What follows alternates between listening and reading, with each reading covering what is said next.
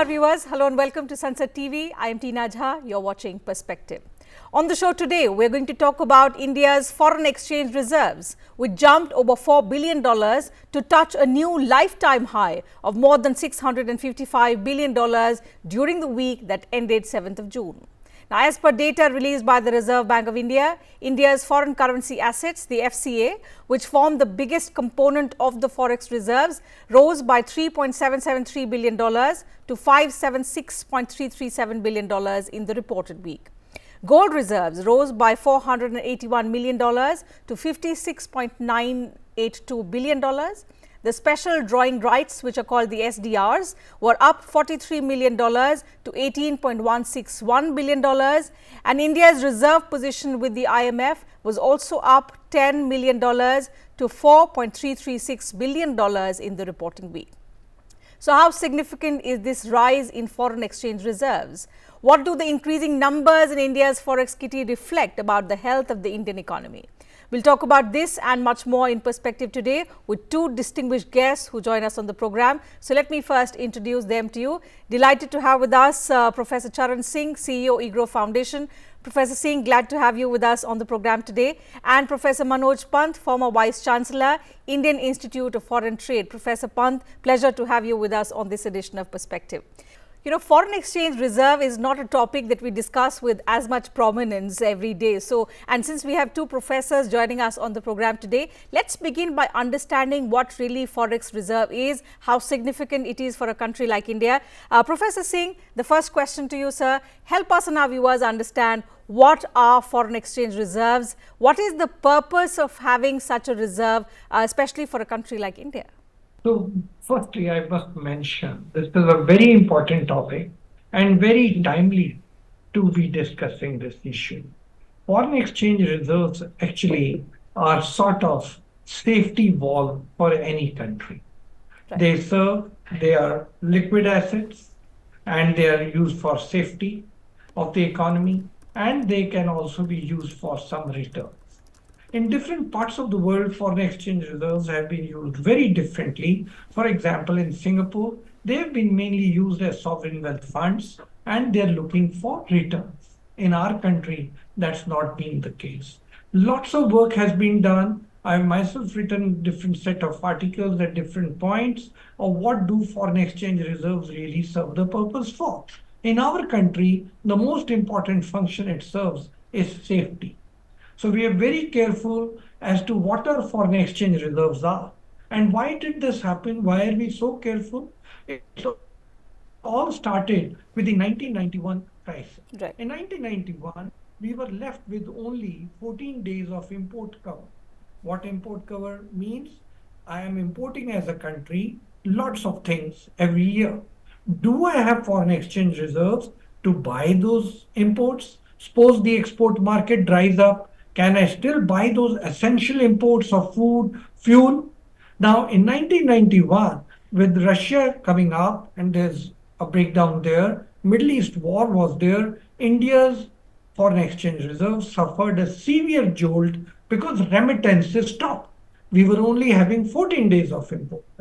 Since then, the High-Level Committee on Balance of Payments, chaired by Dr. C. Ragarajan, and Dr. Y.V. Reddy, who later became the governor, recommended we should have at least 12 months of import cover. India has been very, very fortunate that all through that time, from 93 onwards, we started building our reserves and we continued to have an import cover of more than 12 months. Right. In that peak, we touched 17 months. The figure that you just quoted, we are still at 11 months of import cover, just reported in the speech by the governor of RBI, Yes. which is very, very good. So the safety is the most important thing. Along with safety comes liquidity. Am I able to convert those reserves into liquid assets as I want? And then returns is the last in our case. In this case, I must mention one speech given by Dr. Y.V. Reddy long time ago, I think in 2008, where he said, when we are running such current account deficits, building foreign exchange reserves is a Herculean task but we have to maintain it. We have to maintain it from the angle of safety and liquidity, but we are not going to chase returns out of it because we are doing this saving from the deficit. And It meant the good news is, Professor, that this number has been on the rise for quite some time now. Professor Pant, to you now, even though I did put out a few numbers that we got from the RBI document talking about the different components and the increase that they have seen, but it would be helpful for us and our viewers if you could explain the key components that form the foreign exchange reserve in India. Well, it's very simple. There are the foreign currency assets, and they are composed. Let me first go back a little bit, be easier to understand, just to few more things to what was mentioned by the earlier speaker. See, why do countries have reserves at all? All countries have reserves? That's not true. Reserves are only required by those countries whose currency is not automatically accepted as a means of payment in international transactions. Okay. For example, if we buy oil in the world market, we cannot pay in rupees. We have to pay in dollars. So it's required as a reserve mainly for those countries who are not those whose currencies are acceptable ordinarily as a means of exchange in world markets for any transaction. So Germany doesn't need to keep reserves technically.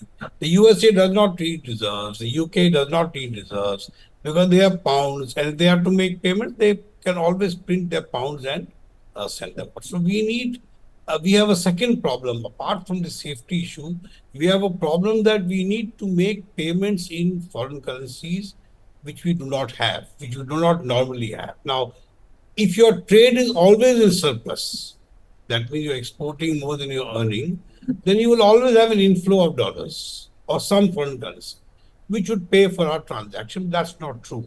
India generally had a deficit in trade balance, so we need to keep foreign currency in our reserves to pay for those balances. That's really what it is. Very simple.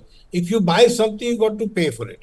How will you pay? The way we pay is through the whatever we have in our foreign currency reserves. So that's the simple way of understanding. Now, as the previous speaker mentioned, it is felt that you should have 12 months imports worth in your reserves so that you won't run out of payment possibilities in the world market.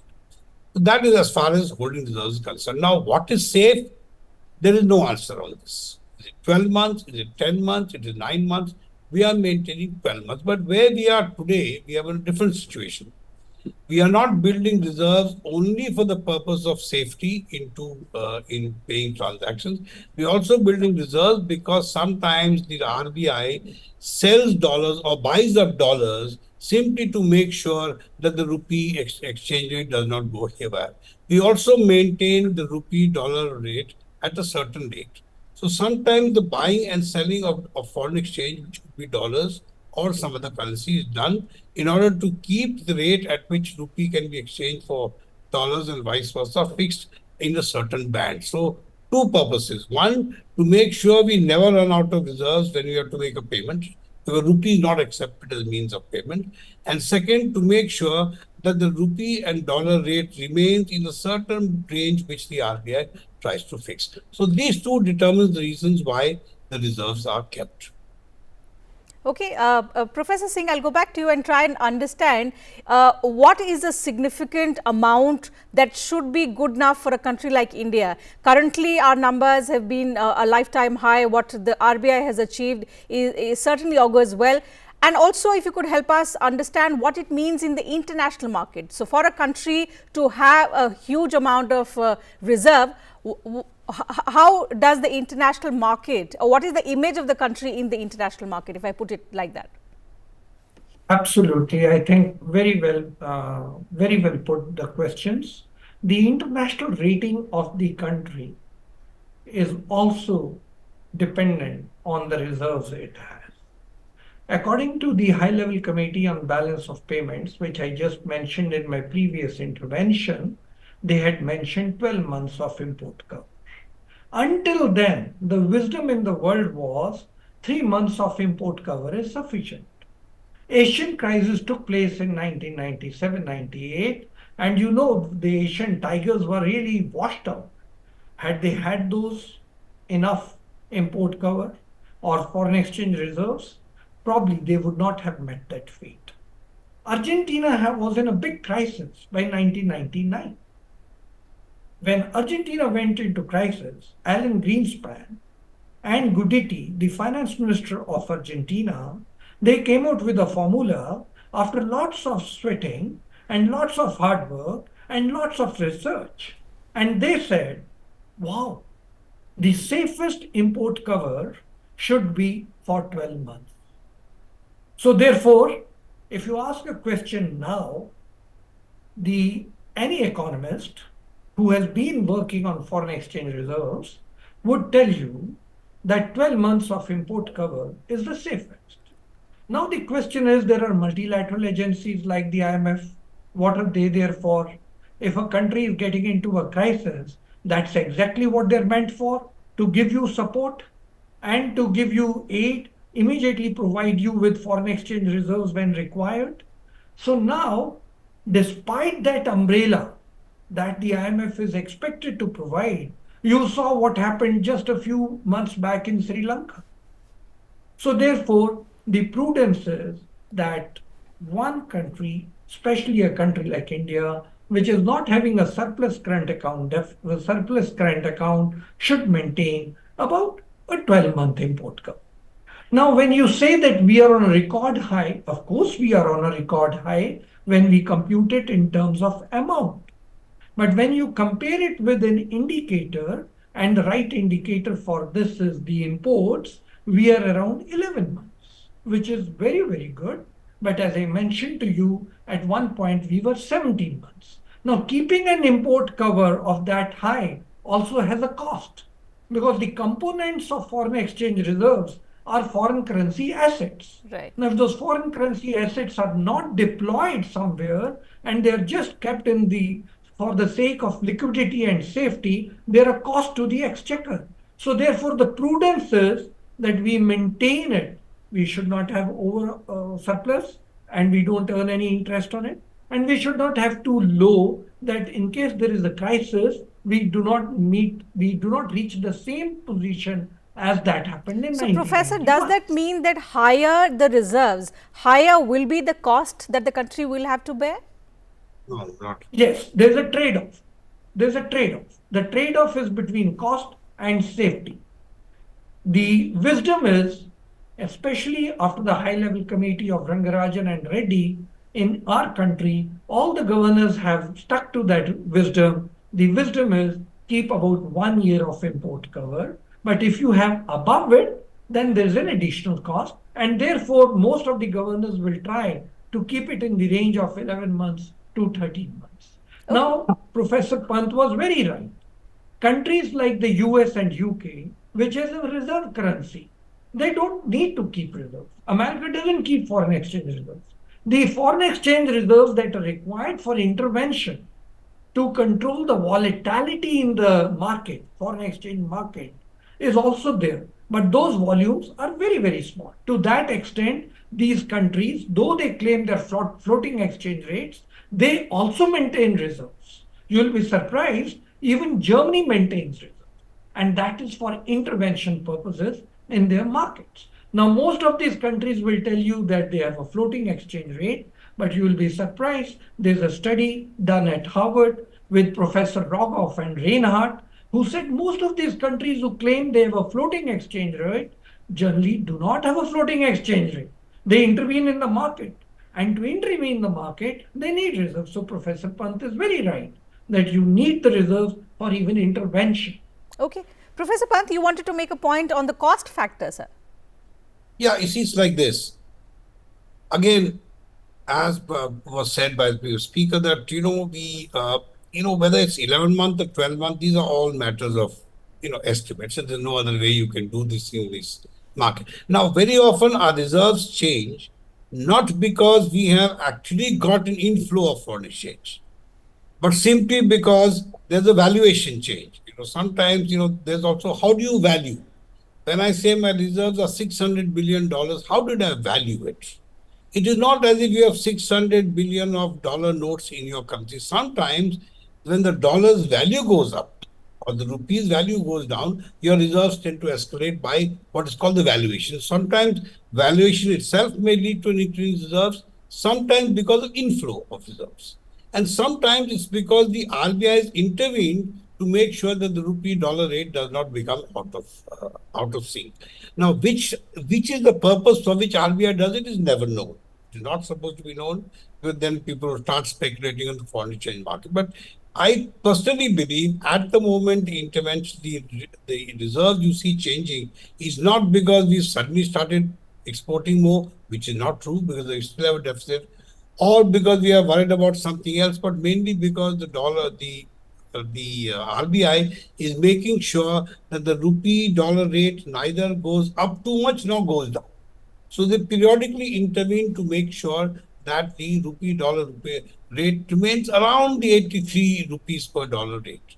So if suddenly you find that the market is such, it's showing that the rupee is now going up to, let's say, 85 or 86, the RBI will quickly step in and release dollars to bring down the rate.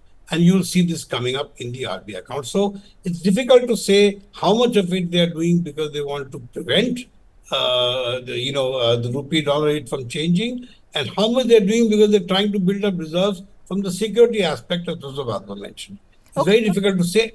Actually, you should not be able to know this.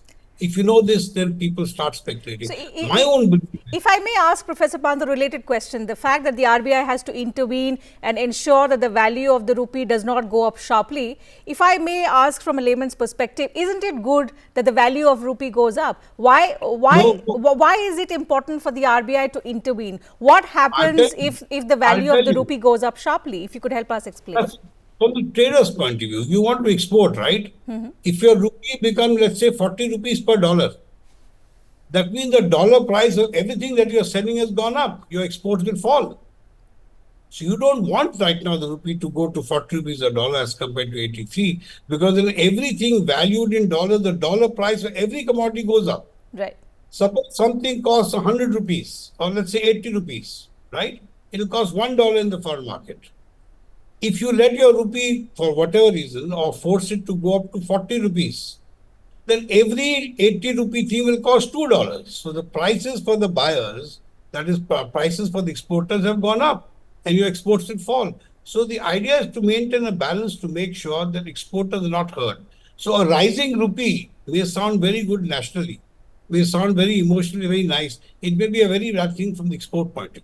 Okay, Professor Singh, so the fact that there are multiple benefits of having a foreign exchange reserve, which are the countries which do maintain such a reserve? And in India, we often refer to the foreign exchange reserve as the health meter of the economy. So help us understand which are the countries which do maintain this reserve, and whether it is the right indicator to measure the health of any economy.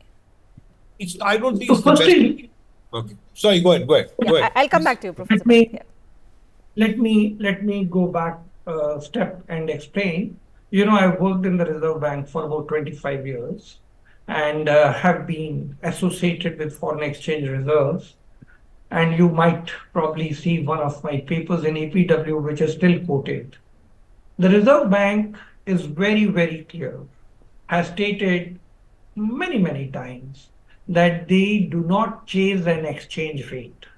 They are worried about the volatility in the exchange rate. Correct. So whenever Reserve Bank intervenes, it intervenes to contain the volatility. Now your question, if there is a huge volatility, then what happens to the economy? That is where I think Professor Pant has given the right, absolutely correct explanation, that suppose I am buying something at 80 rupees today, and the price falls to 40 rupees tomorrow, and day after rises to 120. How do I plan my investment? Right. How do I plan my production? How do I plan my supply? All that is very confusing. That is one of the reasons why many countries still say that we would like to have a fixed exchange rate. So at least there is stability in the exchange.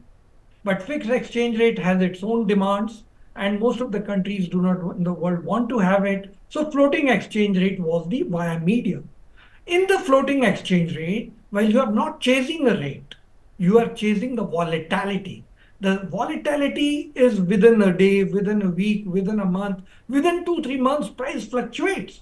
Just as an illustration, you know what happens to the prices of Bitcoin? and the whole world is worried about it. Yeah. Similarly, to contain that volatility in the exchange rate, the Reserve Bank intervenes. For that matter, as I mentioned, Harvard professor Rogoff and Reinhardt, both of them wrote a beautiful paper saying most countries say that they are purely floating, they don't intervene, but all of them intervene. Now that comes to your question, when you say how many countries keep reserves, if most of the countries are intervening in the foreign exchange market, they will keep reserves, right? Right. Now, which of the countries may not be very keen to keep reserves? Those are the reserve currency, US dollar, to some extent euro. But please remember, euro is the common currency. But when Germany is exporting and importing, Germany has to now pay for it. Now, that also brings me to a very good question which we ignored. You asked, what are the components of foreign currency assets? If I'm dealing in commodities which are produced in advanced countries, then I have to pay them in those currencies. So, the composition of foreign exchange, foreign currency assets will be generally some pound sterling, some euros, some Japanese yen, some US dollars, some Canadian dollars, depending on with whom I am trading and what is the volume of my trading. So I think foreign exchange reserves also helps globally intervention, but it also helps international rating agencies to know that you have the strength to pay for your imports. Now, does it help? Yes, it does help. That is why countries like China, at one point of time, out of $12 trillion of foreign exchange reserves, was holding $4 trillion. That gave China the strength. Then an obvious question is, why did China do it? China did it by, as the wisdom goes of that point of time that I was referring to, from 2009 to 2012, they were, and their currency manipulation had started much earlier. So when Professor Pant said, do I need a strong foreign exchange rate? It may impact my exports. On the contrary, what China did, it made its exchange rate rather depreciate deliberately and kept it at a low rate so it could accumulate huge amount of export earnings with a surplus on their current account, and that is why they had such a high foreign exchange reserves. Was it needed? At that point of time, they felt it is needed because when they were growing, they felt to contain the dollar, they needed it. Now just imagine when they have such huge reserves, they want to now become an international currency. And they are saying that we can intervene in the global markets, we can influence US dollars, we can also provide you in case you need support in any currency. So therefore now they are posing themselves to serve as an international reserves. Of course, it's not going to happen that fast and they will not turn out to be an international reserve currency. But the point I'm trying to drive at is the portfolio of foreign exchange reserves will generally be diversified depending on your trade pattern.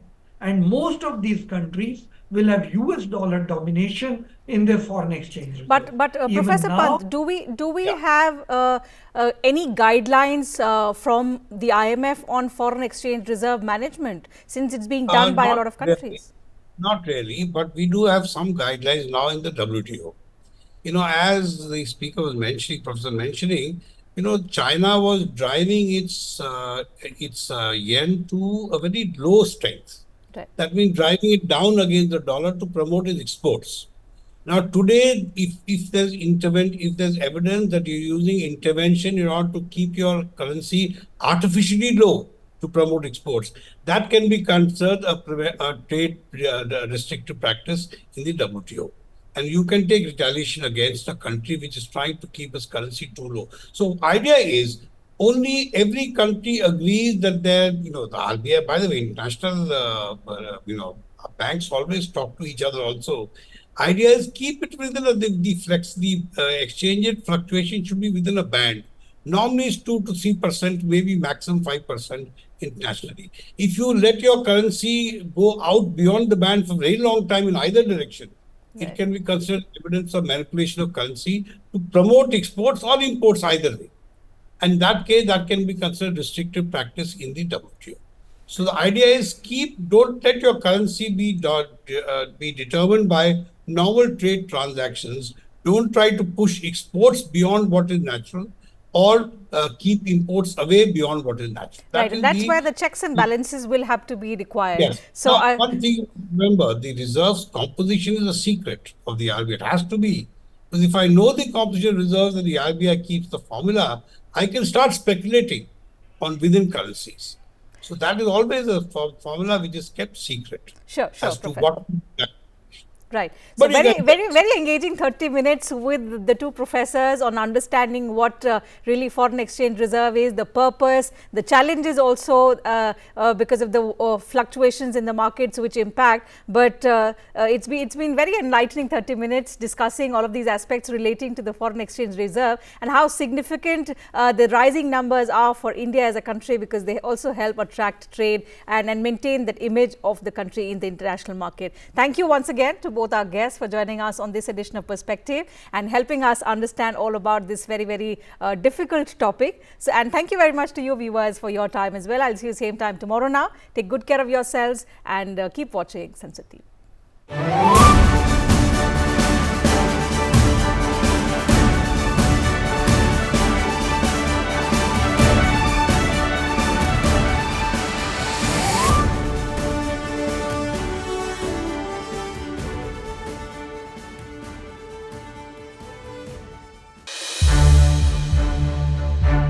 To watch more programs of Sansad TV, subscribe to our YouTube channel and don't forget to like and share them.